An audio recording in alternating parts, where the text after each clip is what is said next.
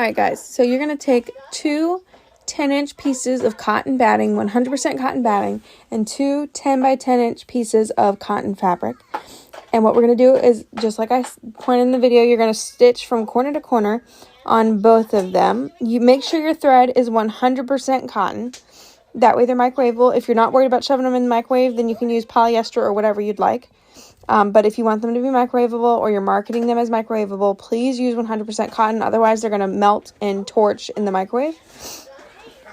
So you're going to stitch from corner to corner. I'm talking a lot faster than I'm actually working in this video, even though it's in 3 times. Then you're going to fold it in half and do 1 inch up by 2 inch deep and then you're going to flip it over and turn it in half the other way and do the same thing. And then you're going to stitch on those lines. Those are called darts.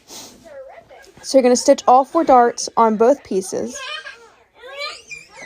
And that's my son. He's mad at me right now. But he'll just have to deal with it. Anyway, so you're going to do that on all 4 pieces. And I'm working so slow, even though it's in... I should have just done 1 and then cut and then, but whatever. You're here for the lesson, and that's what you're getting. All right, so you've stitched all 4 darts on each side of the bowl cozy. Then you're going to cut them. You're probably going to leave about a 1/4 inch of a seam allowance when you cut. That way the seams won't break, when you flip it over. Now you're going to flip the one that way, just like that. It's in right sides are facing. God, I cannot talk this morning. I'm so sorry.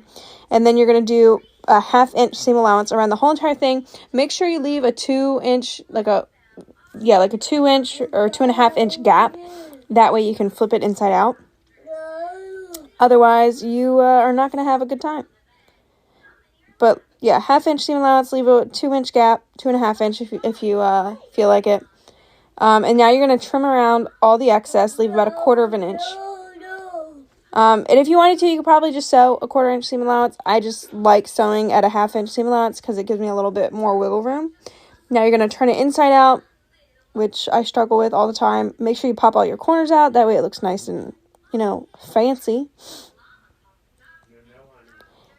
And now that that's done, you're going to do the top stitch around. I do... I do about a 1/4 inch around the top stitch as well. I was going to say 5/8 inch, but that doesn't make any sense.